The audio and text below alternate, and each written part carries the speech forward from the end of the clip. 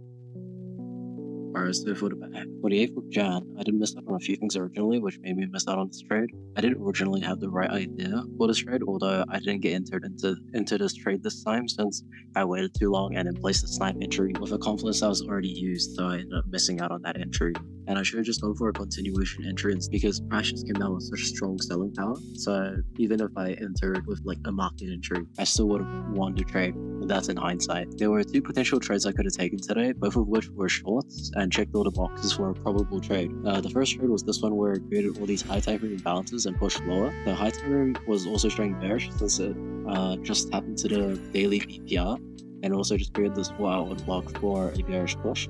And it was targeting the draw on the daily low liquidity. On the low time frame, price had created this 15-minute value gap, which price came up and hit and filled in the imbalance and continued moving lower. For continuation for bearish power, we would have waited for this 3-minute value gap to be disrespected, which it did get disrespected. On the 1 minute, there was also this order block which was disrespected, so price could use that as support to push lower. And these low time frame overlaps would be the entry into the trade, and we could target these low time frame draws on liquidity for take profits. This trade was like good, as it was a sweep of liquidity into a change in state delivery with strong confluences to back it up, which I didn't notice, but I didn't take advantage of because I hesitated. So I would say not hesitating with these trades, instead just hopping in them. If it wins, then that's great, and if it loses, then that means I have more information to learn off of for next time. So there's really nothing for me to lose with these trades. Yeah, keeping it simple too, because since when I'm live trading, I know that like all the confluences, and I also overcomplicate everything in my mind, thinking of all the possibilities instead of focusing on what's happening in front of me. Predicting the market is one of my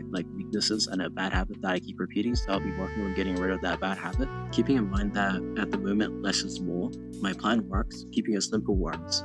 It's shown through backtest that it works. So be more calm and just stop letting my mind run around so much while I'm taking these trades. And that's my main takeaway from this analysis today. And this other trade here was this one where it would have worked out really well. It was the same where it was the tap into the low time rebalances within these high time rebalances. There was a sweep of liquidity and then there was a change in state delivery. And then the entry would have been with the confirmation of this 5-minute rally up getting disrespected. And this one could have been where there was a continuation entry that could have been used because price, if you place this knife entry, price didn't really retrace into the 5-minute imbalance. It just continued lower off, disrespecting that imbalance. So placing a continuation entry instead of placing a snipe entry and waiting for the retrace into the 5-minute fair value gap would have been the better play. And that's also another thing that I noticed. You could have entered with continuation for both of the trades off of the confirmation of the disrespect, but the only one you could have entered off of the snipe was the first one. So that's something to take note of. Maybe in the future I can place limit orders, and if they don't get hit, I could just take a market entry because the limits are there, so I can get a snipe a better entry. But if it just continues lower, or just continues in the direction that it wants to move, then I could just take the continuation because either way, it'll still work out in the end. Alright, so I'm doing all this flying, so I didn't get the trade today, so I did some backtesting for it. Price settings about this daily swing low, and since it's still high, so we could use that as a target. Price dropped heavy from the 12 views, which created an imbalance for price to fill. Being patient, we would have waited until that price was respecting this P area and continuing to move down. It then targets for the blocks inside been tapped into on the lower time frames that had already been rebalanced. The up move was also very slow, so I wouldn't expect price to push too far out, unless something drastic happened like years. But there wasn't anything that would appear during the session, so price just slowly dropped them without much bullish power. Since price already made the move to retrace the imbalances above, well, also simultaneously creating LRLs to the south side. That meant dashboards would work out really well. We would just need to wait for confirmation once they came in the form of this 5-minute order blocking well and tapped into to move lower.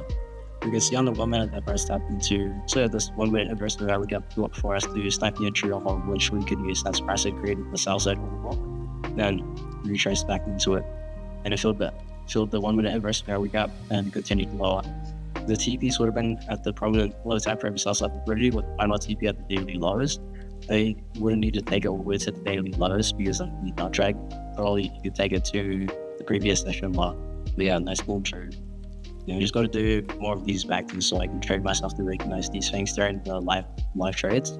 Using the 1 minute time frame more as well, since I realized that it works really well to type things and recognize when changes state deliveries are occurring. I was waiting for confirmation and letting the market tell me what's going to happen before just making any decisions.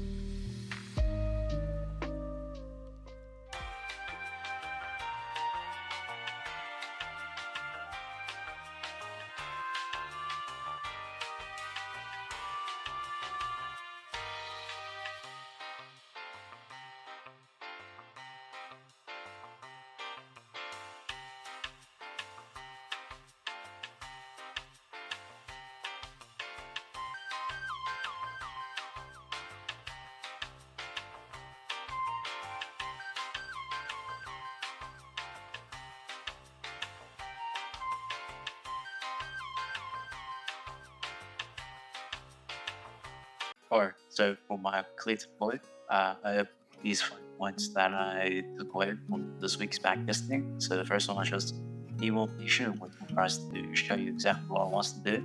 So this is just more like a reaffirmation of what I already know, and it's showing me more the importance of it, because being patient and then waiting for like market to show you exactly what I want to do was very important. Quite a few of these backtests I did this week. So that's one thing I'll keep more in mind this week, next week.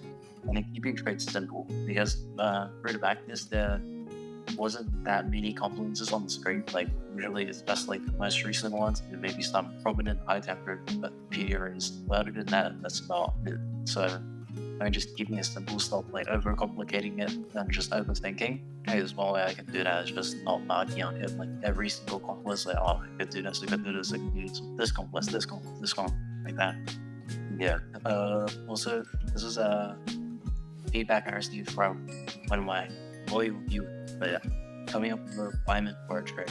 I thought this was a really smart idea, because like usually I don't do this, and then I'll be like on the fence on like, oh, should I take this trade or should I not? And I'll just be like going back and forth, and then they'll be either too late or I'll just enter and I enter really badly.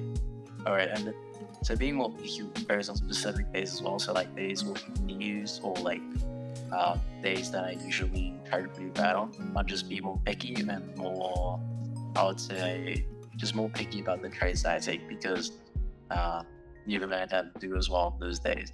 And also the market conditions aren't always as great. And yeah, also using the 1 minute time frame more, so it's, it works really well. I've noticed that from the backtesting as well, is that usually it works really well for entries, and also just following the current market sentiment. So it works really well, and I've been using it quite a bit, so I'll be able to use that next week. Sorry. But yeah, that's the weekly review for backtesting this week. Hopefully you guys learned something from this, but if not, thank you guys so much for watching, or sure you guys have rewound back. Catch you guys later there.